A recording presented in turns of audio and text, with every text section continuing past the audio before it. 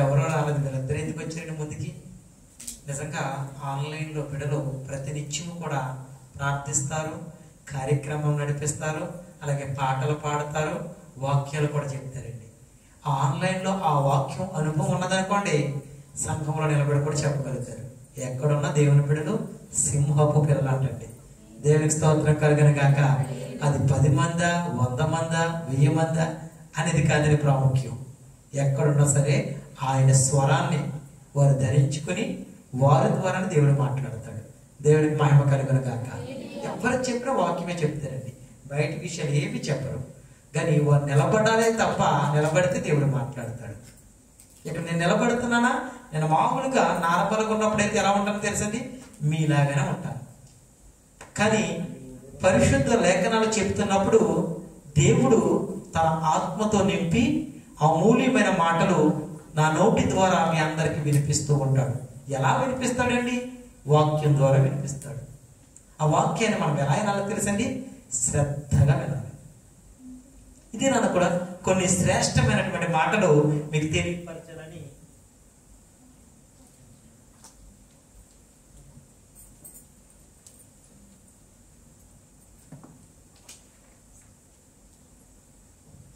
ఇది నా వాగ్దానం చదివారమ్మ మంది.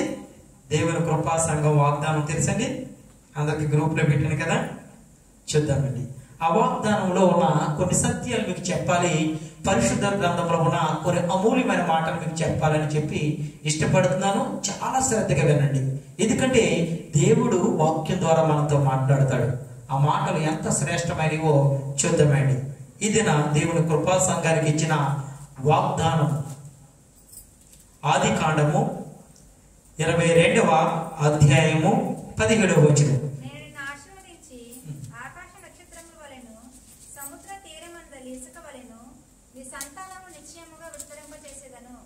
ఆమె ప్రార్థన చేసుకుందామండి. ఆ తర్వాత ఇంకొక మాట తల్లి, శ్రేష్టమైన మాట. ఆమె ఆమె ప్రార్థన చేసుకుందాం. మహాపరిశుద్ధుడా, మహోన్నతుడా, మహాగణుడా, నీకు వందనాలు. దేవా నీకు స్తోత్రం తండ్రి. మీరు వాక్యం ద్వారా మాట్లాడేవారు దేవా. మా సంతతి వారు ఆశీర్వదించబడాలి అన్నట్లయితే గనక, మేము ఆశీర్వదించబడాలన్నట్లయితే గనక మేము ఏమి చెయ్యాలి? నీ లేఖన భాగాల నుండి కొన్ని శ్రేష్టమైన మాటలు నేను బిడ్డలకు బోధించుండగా నా నోటికి బోరగా ఉండి బిడ్డలతో నేరుగా, సూటిగా, స్పష్టంగా వాక్యం ద్వారా మీరు మాట్లాడమని మా ప్రభు, మా రక్షకుడైన యేసుక్రీస్తు వారి శ్రేష్టమైన నామం పేరట అడిగి వేడుకుంటున్నాం తండ్రి. ఆమేన్ ఆమేన్. ఇది నా వాగ్దానం ఏంటంటే, నీ సంతతి వారు తమ శత్రువుల గవిని స్వాధీనపరుచుకొందురు. దేవునికి మహిమ కలుగును గాక. మన సంతతి వారు ఎవరండి? వీరి సంతతి. ఇక్కడ లేఖనాలు సెలవిస్తున్నాయి. లేఖనాలు ఏమని సెలవిస్తున్నాయంటే, ఆ వాక్యం నేను పూర్తిగా చదువుతున్నా. వచనాన్ని 17వ వచనం ఏమంటుందంటే, నేను నిన్ను ఆశీర్వదించి ఆకాశ నక్షత్రముల వలె, సముద్ర మందలి ఇసుక వలె నీ సంతానమును నిశ్చయముగా విస్తరింపచేయుదును. దేవునికి స్తోత్రం కలుగును గాక. నిశ్చయముగా నీ సంతానమును విస్తరింపచేయుదును. ఎంత శ్రేష్టమైన మాట అండి.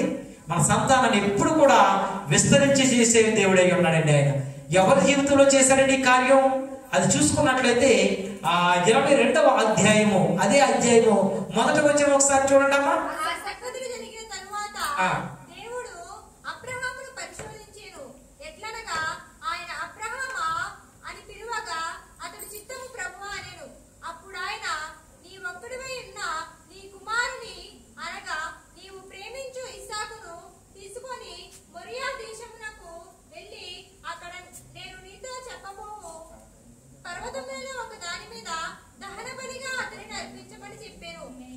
ఆమేన్ ఆమేన్. సరిపోతుంది. ఇక్కడ ఎవరి గురించి మాట్లాడుతున్నాడంటే, దేవుడే మాట్లాడుతున్నటువంటి శ్రేష్టమైన మాట. ఆ సంగతులు జరిగిన తర్వాత దేవుడు అబ్రహామును పరిశోధించెను. దేవునికి స్తోత్రం కలుగును గాక. దేవుడు అబ్రహామును పరీక్షించెను, పరిశోధించెను, అబ్జర్వేషన్ చేసెను.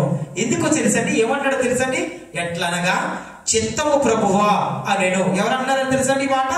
అబ్రహాము దేవుడితో అన్నాడు, చిత్తము ప్రభువా అని అన్నప్పుడు దేవుడు చెప్తున్న మాట ఏంటంటే, అప్పుడు ఆయన నీకు ఒక్కడయ్యున్న నీ కుమారుణ్ణి అనగా నీవు ప్రేమించుచున్న ఇస్సాకును తీసుకొని మోరియా దేశమునకు వెళ్ళి అక్కడ నేను నీతో చెప్పబో పర్వతంలో ఒక దాని మీద దహన బలి అర్పించమని చెప్పాను.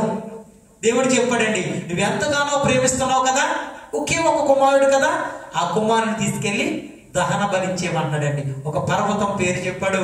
ఆ పర్వతం పేరు కూడా చాలా శ్రేష్టంగా మెన్షన్ చేసి ఉన్నాడండి ఇక్కడ. అనగా నువ్వు ప్రేమించుచున్న ఇస్సాకును తీసుకొని మోరియా దేశమునకు వెళ్ళి అక్కడ నేను చెప్పబోచున్న పర్వతం మీద దహన బలించేమన్నాడండి. అంటే చూడండి, ఒకే ఒక కుమారుడు, ఆ కుమారుడు కూడా దేవుడు అడుగుతున్నాడండి, ఇచ్చేయమన్నాడు. మరి అబ్రహాం ఏం చేశాడండి? దహన బలించేనే సిద్ధపడ్డాడండి. అస్సలు ఒక్క నిమిషం కూడా ఆలోచించలేదండి. దేవుడు చెప్పారు, అబ్రహాము చేశాను. దేవుడు ఏమి చెబితే అది చేశాడు కాబట్టి అబ్రహాము కంటని నీతిగా ఎంచబడిను. అది మంచి జరిగింది.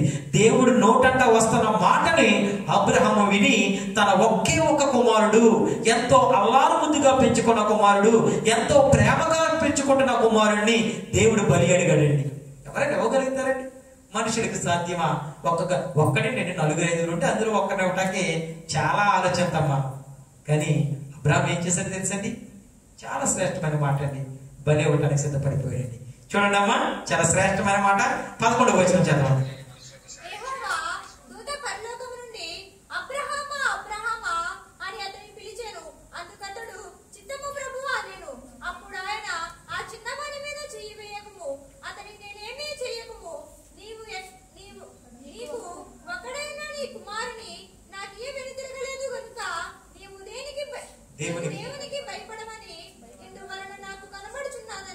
ఆమేన్, ఆమేన్.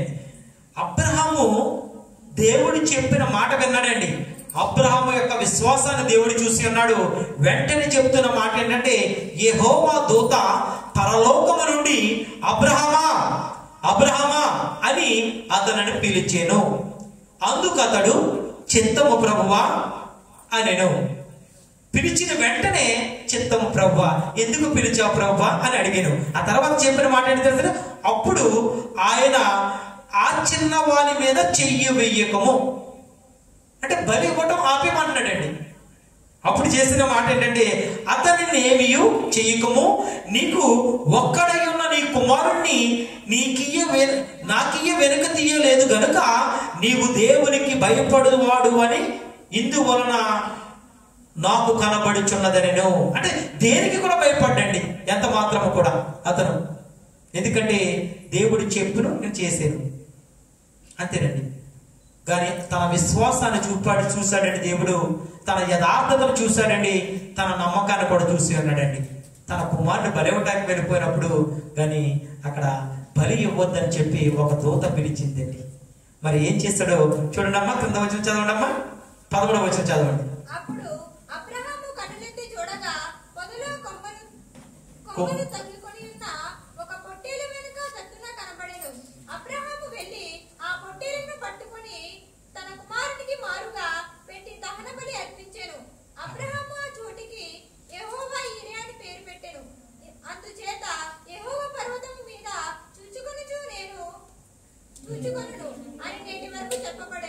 ఆమేన్, ఆమేన్. ఇక్కడ ఒక శ్రేష్టమైనటువంటి మాట ఉందండి 11వ వచనంలో. అప్పుడు అబ్రహాము కన్నులెత్తి చూడగా పొదలో కొమ్ములు తగులుకొని ఉన్న ఒక పొట్టేలు వెనక తొట్టున కనబడెను. అబ్రహాము వెళ్ళి ఆ పొట్టేలును పట్టుకొని తన కుమారునికి మారుగా పెట్టి దహన బలి అర్పించెను. చూసారండి, పొట్టేలును బలి అర్పించినట్లు లేఖనాలు సెలవిస్తుందండి. ఆ పొట్టేలు ఎవరో కాదండి, మన ప్రభు అయిన యేసుక్రీస్తు వారే. తనకు మారుగా ఆయన బలి అయిపోయి ఉన్నాడండి. ఎందుకంటే తన కుమారుడిని బలి ఇవ్వటానికి ఎంత మాత్రము కూడా వెనక్కి తిరగలేదండి అబ్రహాము. కాబట్టి తన కుమారుడు బ్రతికి ఉండాలని చెప్పి తన కుమారుడు యొక్క స్థానంలో మన ప్రభు అయిన యేసుక్రీస్తు వారు బలి అయిపోయినట్లు లేఖనాలు సెలవిస్తున్నాయండి. మరి ఇంత త్యాగం చేసిన వారిని ఎవరైనా దేవుడు విడిచిపెడతాడండి? వారిని ఏ విధంగా ఆశీర్వదిస్తాడో 17వ వచనంలో చెప్తున్నాడండి. చదవమ్మా 17వ వచనం. నేను నిన్ను ఆశీర్వదించి ఆకాశ నక్షత్రము వలె సముద్ర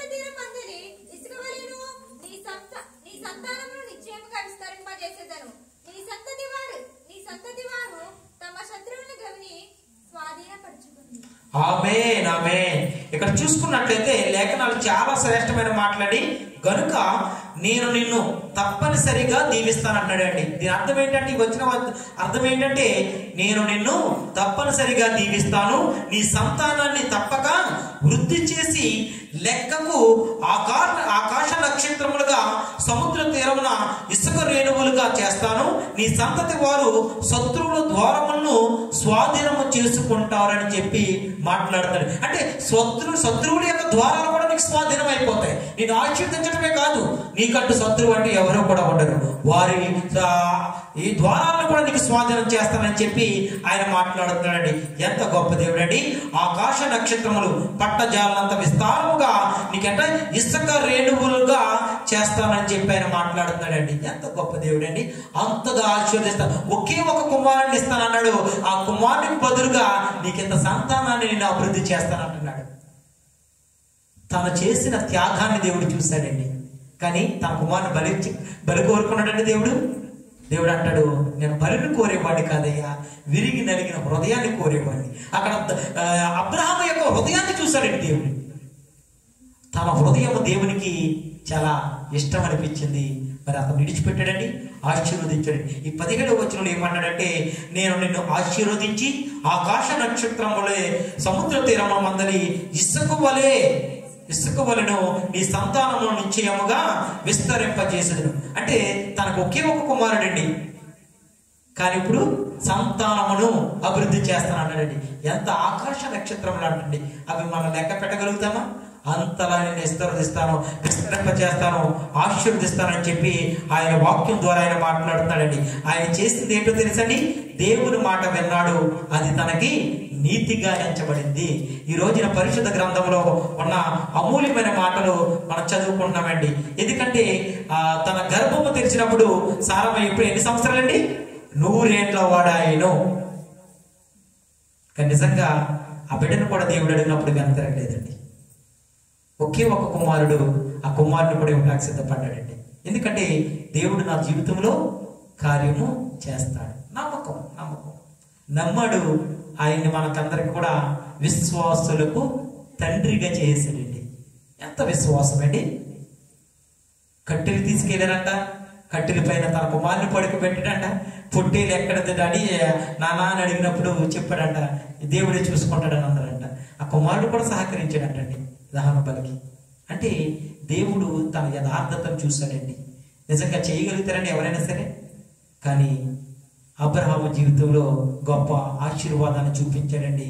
ఆశీర్వాదం పొందుకున్న అబ్రహాముని ఎంతగా ఆశీర్వదించాడంటే, ఈరోజు వాగ్దానం కూడా అదేనండి మనది. నీ సంతతి వారు తన శత్రువుల గౌరిని స్వాధీనపరుచుకొందురు అంటున్నాడండి. అంటే తన సంతానం వారు ఏం చేస్తారంటే, శత్రువుల యొక్క గవిని వారు స్వాధీనపరుచుకుంటారండి. వారి కంటే ఇంకా ఎవరు కూడా శత్రువులు ఉన్నాడండి. అటువంటి ఆశీర్వాదాన్ని ఇచ్చే దేవుడై ఉన్నాడండి దేవుడు. చూసారండి, అబ్రహాము జీవితంలోనే దేవుడు ఇన్ని కార్యాలు చేశాడే, మరి మన జీవితంలో చేయడండి. అబ్రహాము నుండి ఇస్సాకును ఏ విధంగా కాపాడాడండి దేవుడు? మరి ఆయన్ని కాపాడిన దేవుడే మనం కాపాడండి, మనందరినీ కూడా కాపాడుతాడండి. ఆయన అంటున్నాడు, నేను మిమ్మల్ని కాపాడే దేవుడిని అంటున్నాడండి. చూద్దామండి, పరిశుద్ధ గ్రంథంలో చాలా శ్రేష్టమైన మాటలు ఉన్నాయండి. ఎవరిని దేవుడు కాపాడుతాడు చూద్దాం పరిశుద్ధ గ్రంథం నుండి. నేను సాయంత్రకాల సమయంలో చక్కగా కొన్ని విషయాలు బిడ్డలకి నేను తెలియపరిచి ఉన్నాను. చూద్దామండి, కీర్తనల గ్రంథము 5వ అధ్యాయము 11వ వచనం చదవండి. దేవుడు ఎవరిని కాపాడుతాడు? నిన్ను ఆశ్రయించు వారందరూ సంతోషించుదురు, నీవే వారిని కాపాడుదువు గనుక వారు నిత్యము ఆనందధ్వని చేయుదురు. ఆమేన్ ఆమేన్. లేఖనాలు సెలవిస్తున్నాయండి, నిన్ను ఆశ్రయించబడే వారందరూ కూడా. కీర్తన గ్రంథము 5వ అధ్యాయం 11వ వచనంలో లేఖనాలు సెలవిస్తారు, దేవుడు ఎవరిని కాపాడుతాడు అనే విషయాలు ఇక్కడ ఉన్నాయండి. చాలా శ్రేష్టమైన మాటలు, చాలా శ్రద్ధగా వినండి. ఎవరైనా రాసుకుంటారంటే పెన్ను పుస్తకం ఉన్న వాళ్ళు రాసుకోండి. దేవుడు ఎవరిని కాపాడుతాడనే విషయాలు మనం తెలుసుకుందాం. లేఖన భాగాల నుంచి ఆయన మాట్లాడుతున్నాడు, నిన్ను ఆశ్రయించి వారందరూ సంతోషించుదురు, నీవే వారిని కాపాడుదువు గనుక వారు నిత్యము ఆనందధ్వని చేయుదురు. చూసారండి, ఇది ఎవరు మాట్లాడుతున్నారో తెలుసండి? కీర్తనాకారుడు మాట్లాడుతున్నాడండి. ఎవరితో మాట్లాడుతున్నాడో తెలుసండి? దేవునితో మాట్లాడుతున్నాడండి. మనందరికీ కూడా ఒక నూతనమైన మాటలు తెలియపరుస్తున్నాడండి. ఏమంటాడంటే, నిన్ను ఆశ్రయించి వారందరూ, అంటే దేవుణ్ణి ఎవరైతే ఆశ్రయిస్తారో వారంటే మొట్టమొదటిగా సంతోషంగా ఉంటారండి. రెండవది ఏమంటాడంటే, నీవే వారిని కాపాడుతావు. అవును కదండి, దేవుని మందిరానికి వస్తున్నాం అనుకోండి, మనం దేనికోసం వస్తామండి? దేవుని యొక్క మాటలు విందాము అని చెప్పి ఎంతో అత్యాశక్తితో వస్తాం కదండి. మరి వారికి ఏమైనా ప్రమాదం జరిగితే, ఏమైనా ఇబ్బందులు జరిగితే, వారికి ఏమైనా ఆటంకాలు జరిగితే దేవుడు అంటున్నాడు, నేను నిన్ను కాపాడుతాను అన్నాడు. దేవునికి స్తోత్రం కలుగును గాక. ఎందుకు కాపాడుతానని కారణం ఏంటి? మీరు నన్ను ఆశ్రయించి ఉన్నారు కాబట్టి, మీరు నా దగ్గరికి వచ్చారు కాబట్టి నేను మిమ్మల్ని కాపాడేవాడిని అయ్యి ఉంటాను అంటున్నాడండి. కానీ మనందరము తెలుసుకోవలసిన ఒక శ్రేష్టమైనటువంటి మాట ఏంటంటే, మనము దేవుణ్ణి ఆశ్రయించాలండి. మనుషుల్ని ఎంత మాత్రం కూడా ఆశ్రయించకూడదండి. మనుషులు మనం మోసం చేస్తారు. నీ దగ్గర ధనం ఉన్నప్పుడు, లేదంటే నీ దగ్గర అధికారం ఉన్నప్పుడు, లేదంటే నువ్వు ఆరోగ్యంగా ఉన్నప్పుడు నీ చుట్టూ కూడా ఉంటారండి వారు. అవన్నీ నీ దగ్గర లేనప్పుడు, నీ దగ్గర ధనం లేదు, నీ దగ్గర అధికారం లేదు, నీకు ఉద్యోగం లేదు, ఏమీ లేదు, వారు వచ్చి నీతో ఉంటారండి వారు? ఎవరు ఉంటారు? కానీ ప్రభు అంటున్నాడు, నీకు ఏమీ లేనప్పటికీ కూడా నేను నీకు తోడుగా ఉన్నాను అంటున్నాడండి. నేను నీకు నీడగా ఉన్నాను అంటున్నాడండి. మన నీడ ఎలా చూస్తే కనపడుతుందండి. నీకు నీడ అయ్యి ఉన్నాను అంటున్నాడండి. ఎంత గొప్ప దేవుడండి. కాబట్టి మనము దేవుణ్ణి ఆశ్రయించే వారిగా ఉండాలి. ఎందుకంటే అబ్రహాము జీవితంలో గొప్ప కార్యము చేశాడండి. ఇస్సాకును కాపాడి ఉన్నాడండి. ఇస్సాకుకు బదులుగా పొట్టేలును బలిమ్మన్నాడండి. ఎందుకంటే దేవుడు ప్రాణాలు తీసేవాడు కాదండి, ప్రాణాలను కాపాడేవాడు ఆయన. కానీ నిన్ను పరీక్షిస్తాడు, నీ విశ్వాసం ఎలాగుంది, నువ్వు దేవుడు చెప్పిన మాట వింటావా లేదా? ఎంతమంది దేవుని మాట వింటున్నారండి? కానీ ప్రభు వాక్యం ద్వారా మనతో, కీర్తనాకారుల ద్వారా మనతో మాట్లాడుతున్న శ్రేష్టమైన మాట, నిన్ను ఆశ్రయించి వారందరూ సంతోషముగా ఉందరు. మొట్టమొదటిగా మనం సంతోషంగా ఉంటామండి దేవుని ఆశ్రయిస్తేనే. శ్రమలన్నీ ఎవరికి ఉండవండి? అందరికీ ఉంటాయి శ్రమలు. కష్టాలు ఎవరికి ఉండవండి? అందరికీ ఉంటాయి కష్టాలు. కానీ మనం దేవుణ్ణి ఆశ్రయించినప్పుడు మనం ఎప్పుడు కూడా సంతోషంగా ఉంటామండి. మన హృదయం సంతోషంగా ఉంటామని. నీ హృదయం ఈ సంతోషంగా ఉందంటే, నీ హృదయం ఏమైతే నిండి ఉందో అది నీ నోటంట వస్తుందండి. నీ ముఖంలో ఎక్స్ప్రెషన్స్ కనపడుతూ ఉంటాయి. అబ్బా, ఈ సహోదరి చాలా సంతోషంగా ఉంది, ఈ సహోదరుడు చాలా సంతోషంగా, అంటే నీ హృదయంలో సంతోషాన్ని ఇస్తాడు అంటున్నాడు ఆయన. ఎప్పుడు ఇస్తాడు? ఆయన్ని ఆశ్రయిస్తే, ఆయన సన్నిధికి వస్తే, ఆయనతో సహవాసం చేస్తే ఈ ఆశీర్వాదం నీకు ఉంటుందండి. అక్కడితో ఆగలేదండి, మరొక మాట కూడా చెప్తున్నాడండి. ఆయన అంటాడు, నీవే వారిని కాపాడుదువు గనుక వారు నిత్యము ఆనంద ధ్వని చేయదు. నిత్యమేనండి. అంటే ఈ రోజు ఒక్కరోజు కాదు నీకు ఆనందం, ప్రతి నిత్యము కూడా నీకు ఆనంద ధ్వని. ఎప్పుడు సంతోషంగా ఉంటామండి. ఆనంద ధ్వనితో ఏం చేస్తూ ఉంటామండి? దేవుని పాటలు పాడి దేవుని స్తుతిస్తూ ఉంటాం. ఎందుకంటే నీకు ఎప్పుడైనా సరే సంతోషం కలిగిందంటే మొట్టమొదటిగా మనం చేయవలసింది దేవుని స్తుతించాలండి. ఈ సంతోషాన్ని ఇచ్చింది ఆయనండి. ఒకవేళ మనిషిని ఇస్తారు, నీకు వస్తువుల్లో కానీ, నీకు ఉన్న డబ్బులో కానీ, నీకు ఉన్న అధికారంలో కానీ, అది తాత్కాలికమైన సంతోషం. అది కొద్ది రోజులే, కొద్ది నిమిషంలో మాత్రమే ఉంటుంది. కానీ దేవుడిచ్చిన సంతోషం ఎలా పడుతుంది తెలుసండి? నిత్యము నువ్వు ఆనంద ధ్వని చేయదు అంటున్నాడండి ఆయన. ఎంత గొప్ప దేవుడండి. నిత్యము మనం సంతోషంగా ఉండాలని కోరుకుంటున్నాడండి.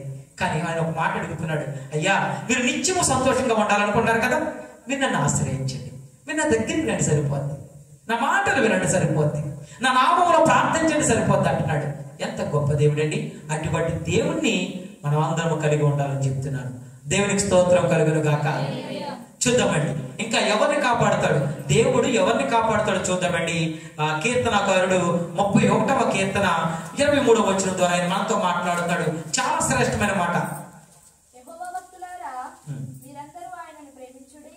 యెహోవా విశ్వాసులను కాపాడును, గర్వముగా ప్రవర్తించు వారికి ఆయన గొప్ప ప్రతీకారం చేయును. ఆమేన్. ఆమేన్. ఆమేన్.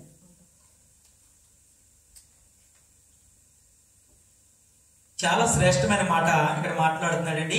ఎవరిని దేవుడు ఎవరిని కాపాడుతాడంటే, రెండవదిగా నేను చెప్తున్నాను, యెహోవా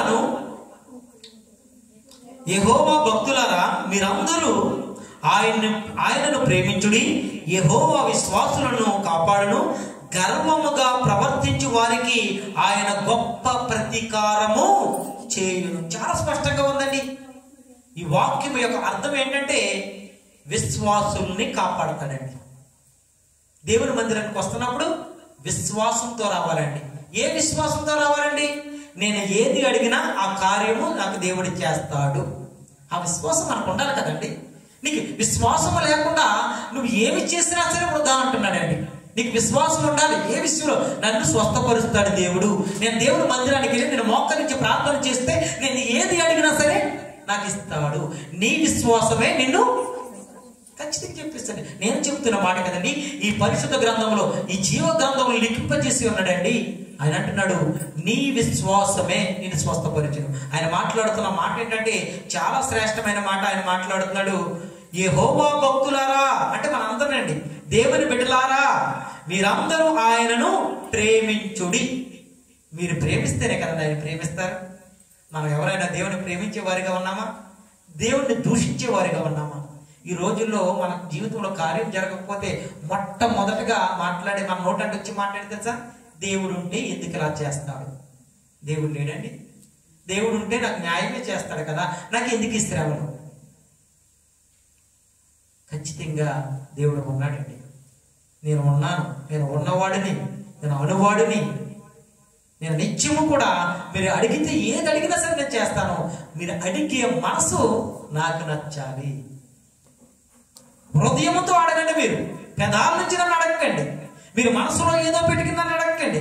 మీరు అడిగేది ఎలా ఉండాలంటే నాకు నచ్చాలి.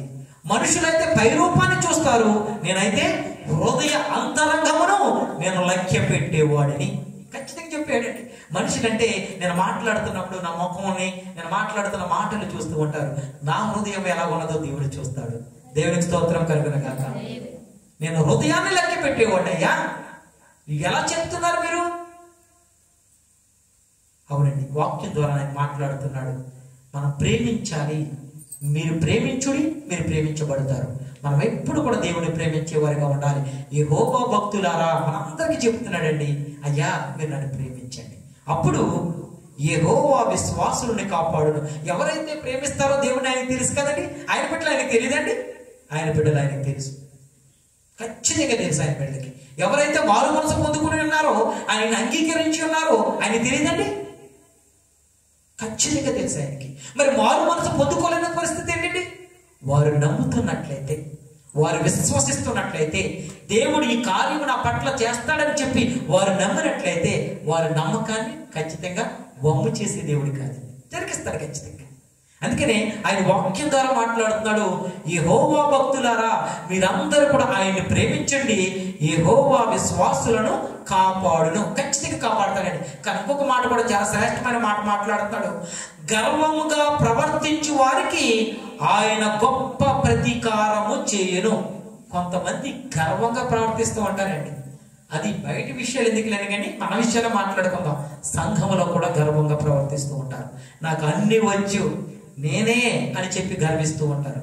ఎంత మాత్రం నాశనానికి ముందు గర్వము నడిచును, ఘనతకు ముందు వినయము నడిచును.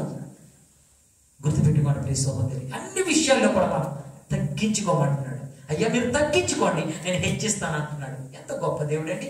అందుకనే ఆయన వాక్యం ద్వారా మనతో మాట్లాడుతున్న ఒక శ్రేష్టమైన మాట ఏంటంటే, అయ్యా గర్వముగా ప్రవర్తించే వారికి ఆయన అంటే ప్రభు అయిన యేసుక్రీస్తు వారు గొప్ప ప్రతికారం. మరి దేవుడే ప్రతీకారం తీర్చుకున్నాడంటే మనం ఎప్పటికి వారండి దేవుడు ప్రతీకారం తీసుకుంటాడట. చాలా జాగ్రత్త. మనం ఎవరి ముందు కూడా గర్వంగా ప్రవర్తించకూడదు. ఎవరిని కూడా ఒక మాట అంటానికి వీల్లేదు. లేదు, ఒకవేళ మీరు దేవుడు చూడటం లేదు, ఒకవేళ ఎవరిని అంటున్నారో వారు మిమ్మల్ని చూడటం లేదేమో, దేవుడు చూస్తున్నాడు కదండి. నేను సమస్తము నాకు తేటగా కనబడుచున్నది. ఒకవేళ మీరు అనుకుంటారు నేనేమో ఆ వ్యక్తి ఇక్కడ లేరు కదా, ఆ వ్యక్తి గురించి మనం తప్పుడుగా మాట్లాడి వారికి శిక్ష వేయచ్చు. కానీ దేవుడు అంటున్నాడు, నా ముందు మీరు ఎవరైనా సరే తప్పు చేసినట్లయితే వారిని నేను విడిచిపెడతాను. ఒక దినాన నేను లెక్క అడుగుతాను. జాగ్రత్త, నీ నోటిని జాగ్రత్తగా ఉంచుకో. ఎవరి మీద కూడా తప్పు చేయడం, ఎవరిని కూడా నిందించడానికి నువ్వు వీల్లేదని చెప్పి ఆయన వాక్యం ద్వారా ఆయన మాట్లాడుతున్నాడు. ఆయన మాట్లాడుతున్న మాట ఏంటంటే, నేను గొప్ప ప్రతీకారం చేస్తాను అన్నాడు. కాబట్టి ఆయన ప్రతీకారం మన మీదే ఎంత మాత్రం కూడా ఏలుబడి చేయడానికి వీల్లేదు. కానీ అలా చేయకుండా ఉండాలంటే మనం ఏం చేయాలో తెలుసండి? దేవుని యందు భయము భక్తి కలిగి ఉండాలండి. లేఖనాల ద్వారా ఆయన మాట్లాడుతున్నాడు. కాబట్టి మొదటిగా దేవుడు ఎవరిని కాపాడతాడంటే ఆయన్ని ఆశ్రయించే వారిని దేవుడు కాపాడతాడు. రెండవది ఏంటంటే తన భక్తులని, తన బిడ్డలని కాపాడతాడండి, విశ్వాసుల్ని కాపాడుతాను అంటున్నాడండి. రెండవదిగా అవునండి, మనం విశ్వసించాలి, దేవుడు నా పట్ల కార్యం చేస్తాడు. మూడవదిగా చూసుకుందామండి, ఒక శ్రేష్టమైన మాట కీర్తనకారుడు ద్వారా ఆయన మాట్లాడుతున్నాడు. 97వ కీర్తన 10వ వచనం. దేవుడు ఎవరిని కాపాడతాడు? కీర్తనకారుడు యెహోవాను ప్రేమించు వారిలారా, చెడుతనమును అసహ్యించుకొనుడి. తన భక్తుల ప్రాణములను ఆయన కాపాడుచున్నాడు. ఆమేన్. ఆమేన్. భక్తిహీనుల చేతిలో నుండి ఆయన వారిని విడిపించును. ఆమేన్. ఆమేన్. చాలా శ్రేష్టమైన మాట. యెహోవాను ప్రేమించు వారులారా అంటే మనల్నేనండి. మనం దేవుని ప్రేమించకపోతే దేవుని మందిరానికి వస్తామండి? దేవుణ్ణి ప్రేమించు వారులారా, చెడుతనమును అసహ్యించుకొనుడి. 2 క్వాలిటీస్ మనలో ఉండటానికి వీల్లేదు. దేవుణ్ణి ప్రేమించామన్నట్లయితే నీలో ఎటువంటి బ్యాడ్ హ్యాబిట్స్ నీలో ఉండటానికి వీల్లేదు. ఆయన మాట్లాడుతున్న మాట అంటే చెడుతనమును అసహ్యించుకొనుడి, తన భక్తుల ప్రాణాలను ఆయన కాపాడుచున్నాడు. అవునండి, తన భక్తుల ప్రాణాలని కాపాడేవాడు. మూడవ మాట ఏంటంటే శ్రేష్టమైన మాట, తన భక్తుల ప్రాణాలని దేవుడు కాపాడతాడండి. అక్కడ ఇంకొక మాట కూడా ఉందండి, భక్తిహీనుల చేతిలో నుండి ఆయన వారిని విడిపించెను. చాలా మంది కూడా ఆ బంధకాల్లో ఉంటున్నారండి. చాలా మంది బిడ్డలు కూడా ఆ బంధకాల నుంచి ఎవరు విడిపిస్తారండి? అధికారులు విడిపించగలుగుతారా? లేదంటే నీ దగ్గర ఉన్న డబ్బు విడిపించగలుగుతారా? నీకున్న తెలివితేటలు విడిపించగలుగుతాయా? ఎవ్వరు కూడా విడిపించలేరండి.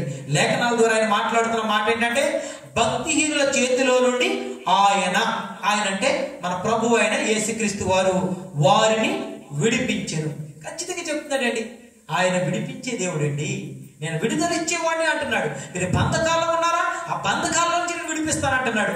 అటువంటి గొప్ప దేవుడు మనం కలిగి ఉన్నామండి. అలా కలిగి ఉన్న ఆ విడుదలను పొందుకోవాలన్నట్లయితే మనం చేయవలసింది ఒకే ఒకటండి, ఆయనకి భక్తులుగా మనం ఉండాలి. యెహోవా భక్తులారా, ఎంత శ్రేష్టమైన మాట అండి. ఈ తన భక్తుల ప్రాణములను ఆయన కాపాడుచున్నాడు. భక్తిహీనుల చేతుల నుండి ఆయన విడిపించును. చాలా శ్రేష్టంగా ఉన్నారండి. చాలా శ్రేష్టమైనటువంటి మాటలండి. మనమందరము కూడా యెహోవాను ప్రేమించే వారిలా ఉండాలి. మనలో ఏమైనా చెడుతనాలు ఉన్నట్లయితే వాటిని ఏం చేయాలి తెలుసండి? అసహించుకోండి అంటున్నాడండి ఆయన. దేవుడిని ప్రేమిస్తున్నామని చెప్పి మన కార్యకలాపాలు మన ఇష్టం వచ్చినట్లు మనం చేసినట్లయితే దేవుడు ఎంత మాత్రం కూడా వారిని కాపాడలేడండి. ఆయన స్పష్టంగా చెప్తున్నాడు, నేను మిమ్మల్ని కాపాడాలన్నట్లయితే మీలో ఉన్న చెడుతనాన్ని విడిచిపెట్టండి అంటున్నాడు ఆయన. కాబట్టి మనలో ఏమైనా లోపాలు ఉన్నట్లయితే వాటిని విడిచిపెట్టే వారిగా ఉండాలి. దేవుని యొక్క కాపుదల పొందుకునే వారిగా ఉండాలి. దేవునికి స్తోత్రం కలుగును గాక. 4వ మాటగా చూద్దామండి, దేవుడు ఎవరిని కాపాడుతాడు? కీర్తనకారుడు ద్వారా మాట్లాడుతున్నాడు. 145వ కీర్తన 20వ వచనం చదవండి అమ్మా. 145వ కీర్తన 20వ వచనం. యెహోవా తన్ను ప్రేమించు వారందరినీ కాపాడును, అయితే భక్తిహీనులందరినీ ఆయన నాశనం చేయును. ఆమేన్. ఆమేన్. ఆమేన్. ఆమేన్. చాలా శ్రేష్టమైన మాట అండి. యెహోవాను ప్రేమించు వారు యెహోవా తన్ను ప్రేమించు వారందరినీ కాపాడును, అయితే భక్తిహీనులందరినీ ఆయన నాశనం చేయును. ఆమేన్. ఆమేన్. చూసారండి, యెహోవా తన్ను ప్రేమించి వారందరినీ కూడా కాపాడును, అయితే భక్తిహీనులందరినీ కూడా ఆయన ఏం చేస్తారండి? నాశనము చేయును. నా నోరు యెహోవాను స్తోత్రము చేయును. అవునండి, మనం అందరం కూడా యెహోవాని ప్రేమించే వారిగా ఉన్నట్లయితే వారందరినీ కూడా దేవుడు కాపాడుతాను అంటాడండి. ఆయన మాట్లాడుతున్న మాట ఏంటంటే అయితే భక్తిహీనులందరినీ ఆయన నాశనం చేయను. అంటే భక్తిహీనులు అంటే దేవుని యందు భయము భక్తి లేకుండా ఇష్టానుసారంగా నోటికి ఎంత వస్తే అంత మాట్లాడుతూ ఉంటారు చూడండి, అటువంటి వారందరినీ కూడా ఆయన అంటున్నాడు నేను నాశనం చేస్తాను అంటున్నాడండి. ఎవరైతే దేవుని యందు భయము భక్తి కలిగి దేవుణ్ణి ప్రేమిస్తారో వారందరినీ కూడా నేను కాపాడుతాను అంటున్నాడండి. కాబట్టి అటువంటి దేవాది దేవునికి ఏం చేయాలో తెలుసండి, మన నోరు తెరిచి యెహోవాకు స్తోత్రము చేసేవారిగా ఉండాలండి. ఎంతమంది బిడ్డలు నోరు తెరిచి స్తోత్రం చేస్తున్నారండి? చూడండి ఒకసారి లేఖన భాగాలు. 116వ కీర్తన 6వ వచనంలో కూడా ఒక మాట మాట్లాడుతున్నాడండి. 116వ కీర్తన 6వ వచనంలో కూడా ఒక మాట మాట్లాడుతున్నాడు. ఎవరిని దేవుడు కాపాడుతాడు? యెహోవా సాధువులను కాపాడువాడు, నేను కృంగి ఉండగా ఆయన నన్ను రక్షించెను. ఆమేన్. యెహోవా సాధువులు అనగా సాధువులు అంటే అర్థం ఏంటో తెలుసండి? అమాయకులండి. ఆయన అంటున్నాడు నేను అమాయకులు కాపాడుతానయ్యా. ఆయన ఇంకొక మాట కూడా అంటున్నాడు, నేను కృంగి ఉండగా ఆయన నన్ను రక్షించని. మాట ఎవరు అన్నాడు తెలుసండి? కీర్తనకారుడు అన్నాడండి, నేను కృంగిపోయాను, నేను బాధలో ఉన్నాను, నేను కష్టంలో ఉన్నాను, అయినా కూడా దేవుడు నన్ను రక్షించెను. దేవునికి స్తోత్రం కలుగును గాక. ఎంత శ్రేష్టమైన మాట అండి. యెహోవా అంటండి అమాయకులు కావాలి. చాలా మంది కొంతమంది అమాయకులు చూసి ఆటాడించేస్తుంటారండి. ఇష్టం వచ్చినట్టు నోటుకు వచ్చినట్టు వాళ్ళని హేళన చేస్తూ ఉంటారు, ఎగతాళి చేస్తూ ఉంటారు. అసలు ఎంత మాత్రం కూడా దేవుడు ఊరుకోరండి. ఎందుకంటే ఆయన వాక్యం ద్వారా మాట్లాడుతున్నాడు, సాధువుల్ని కాపాడుతాను. సాధువులు అనగా అమాయకులు. విధవరాలు పక్షాన నేను వాద్యం ఆడుతాను, చంటి బిడ్డల పక్షాన నేను ఉంటాను, బీదల పక్షాన నేను వాడతాను. బీదలకు మీరు అప్పు ఇచ్చినట్లయితే ఆ అప్పు నాకు ఇచ్చినట్లు అంటాడండి. ఎంత శ్రేష్టమైన మాట అండి. మనం ఇవ్వగలుగుతున్నామా? ఎవరికైనా ఎగతాళి చేస్తూ ఉంటాం, హేళన చేస్తూ ఉంటాం. ఆ క్వాలిటీ మనలో ఉండటానికి వీల్లేదు. ఎందుకంటే ఆయన వాక్యం ద్వారా మాట్లాడుతున్నాడు, అయ్యా నేను సాధువులు నేను కాపాడుతాను అన్నాడు, అమాయకులు నేను కాపాడుతాను అన్నాడు. అంతేకాదండి ఆయన అన్నాడు, నేను కృంగి ఉండగా, ఎవరైనా కృంగి ఉన్నారా వారిని కూడా నేను కాపాడుతాను. గొప్ప దేవుడు అండి మన ప్రభు యేసుక్రీస్తు వారు మనం కాపాడే దేవుడు అండి. ఆయన చివరిగా ఒక శ్రేష్టమైనటువంటి మాట చెప్తున్నాడు. యెషయా గ్రంథము 26వ అధ్యాయము 3వ వచనం ఒకసారి చూడండి అమ్మా. యెషయా గ్రంథము, ఎవరి మనసు నీ మీద ఆనుకొనునో వారిని నీవు పూర్ణ శాంతి గలవానిగా కాపాడుదువు. ఏరయనగా అతడు నీ యందు విశ్వాసం ఉంచి ఉన్నాడు. ఆమేన్ ఆమేన్. చూసారండి ఆయన మాట్లాడుతున్న మరొక మాట ఏంటంటే, ఎవరి మనస్సు నీ మీద ఆనుకొనునో వారిని నీవు పూర్ణ శాంతి గలవానిగా కాపాడుదువు. ఖచ్చితంగా చెప్పాడండి. ఇప్పుడు మన మనసు ఎవరి మీద ఉండాలండి? కాపరి మీద కాదు, దేవుని మీద ఉండాలి. దేవుని సన్నిధికి వచ్చినప్పుడు దేవుడు వాక్యం ద్వారా నాతో మాట్లాడుతున్నాడే, నన్ను గద్దిస్తున్నాడే, వాక్యమై ఉన్న దేవుడు నాతోనే సేవకుడి ద్వారా మాట్లాడుతున్నాడని మన మనసు సంపూర్ణంగా పూర్ణమని చెప్పాడండి. పూర్ణం అంటే ఏంటండి? సర్కిల్. ఇంకా 360 డిగ్రీలు ఎలా చూసినా కూడా రౌండ్ గా ఉంటుందండి, సంపూర్ణంగా. ఇంకేమీ కూడా గ్యాప్ ఉండడానికి వీల్లేదు. మనం ఎవరి మీద ఆనుకుని ఉండాలంటే లేఖనాల ద్వారా ఆయన మాట్లాడుతున్న ఒక శ్రేష్టమైన మాట, ఎవరి మనసు నీ మీద ఆనుకున్నో వారిని నీవు పూర్ణ శాంతి గలవానిగా కాపాడుదువు. కాపాడుతాడండి దేవుడు, అందులో సందేహం లేదు. కానీ మన మనస్సు దేవుని మీద ఆనుకోవాలి. దేవుడు చేస్తాడా లేదా, లేదంటే వేరే వాళ్ళని ఆశ్రయిద్దామా, ఇటువంటి 1% కూడా ఆలోచన రావడానికి లేదు. కానీ షడ్రక్ మెషక్ అబేద్నెగోలు పూర్ణ శాంతిగా దేవుడి మీద ఆనుకుని ఉన్నాడండి. బ్రతుకులు క్రీస్తే చావు అయితే లాభమే అన్నాడండి. వారు అగ్నిగుణం ఎంతగా పెంచినా సరే మీరు నిలబెట్టించిన ప్రతిమకు మేము మొక్కమని చెప్పారండి. ఆ రాజు ఏం చేశాడంటే 7 అంతల అగ్నిని పెంచాడండి. అంటే సంపూర్ణంగా పెంచి ఉన్నాడండి. అయినప్పుడు కూడా వారు నిలబడేమన్నారు తెలుసా? ఈ అగ్నిలో చావటానికైనా మేము సిద్ధమే, కానీ మీరు నిలబెట్టించిన ప్రతిమకు మేము మొక్కము, మీరు సిద్ధపాటు చేసిన ఆహారమును మేము భుజించమన్నారండి. వాళ్ళు దేవుడు విడిచిపెట్టాడండి వాళ్ళని. షడ్రక్ మెషక్ అబేద్నెగోలు వారు ముగ్గురిని అగ్నిగుణంలో వేస్తే 4వ వ్యక్తిగా యేసు ప్రభు వారి చుట్టూ తిరుగుతున్నారు అంటండి. దేవునికి మహిమ కలిగినారు. వారు వెంట్రుకలో ఒక వెంట్రుక కూడా నశించిపోలేదు. అగ్నిలో వేస్తే వెంట్రుకలు మొత్తం కాలిపోతాం కదండి. కనుక ఎవరు కాపాడారు వారిని? దేవుడే కాపాడు. ఇక్కడ ఎవరిని కాపాడుతున్నాడండి దేవుడు? మీకు ఇప్పుడు వరకు 6 శ్రేష్టమైన మాటలు చెప్పానండి. దేవుణ్ణి ఎవరైతే ఆయన ఆశ్రయిస్తారో వారిని కాపాడుతాడండి. రెండవది ఏంటంటే విశ్వాసుల్ని కాపాడుతాడండి దేవుడు. మన ప్రభు అయిన యేసుక్రీస్తు వారు విశ్వాసులను కాపాడుతాను అన్నాడండి. 3వ మాట ఏంటంటే ఆయన భక్తులను ప్రాణాలను కాపాడుతాడండి. మన ప్రాణాలను ఎవరు తీసుకోలేరండి. మనం దేవుని కలిగి ఉంటే గనక మన ప్రాణాలను కాపాడేవాడు ఎవరంటే మన ప్రభు అయిన యేసుక్రీస్తు వారు. ఆయన అన్నాడు, సాధువులను కాపాడుతాడు, అమాయకులను కాపాడుతాను అన్నాడండి. ఆయన మాట్లాడుతున్నాడు, ఆయన్ని ఎవరైతే ప్రేమిస్తారో వారందరినీ నేను కూడా కాపాడుతాను అన్నాడండి. ఆయన మాట్లాడుతున్నాడు, తన పైన తన మనస్సును ఆనించుకుని ఉంటారో, తన పైన ఎవరైతే తన మనస్సును సంపూర్ణంగా ఆనుకొని ఉంటారో వారందరినీ కూడా నేను కాపాడుతాను అన్నాడండి. మన దేవుడు కాపాడే దేవుడు అండి. ఇస్సాకును కాపాడి ఉన్నాడండి. అలాగే ఇక్కడ షడ్రక్ మెషక్ అబేద్నెగోలు కాపాడి ఉన్నాడండి. మన అందరిని కూడా కాపాడే దేవుడై ఉన్నాడు. అటువంటి దేవుడిని కలిగి ఉన్న మనం అందరం కూడా ధన్యులము. ఈ కొద్ది మాటలు కూడా దేవుడు దీవించి మన వినికిడిలో ఆశీర్వదించును గాక. ఆమేన్.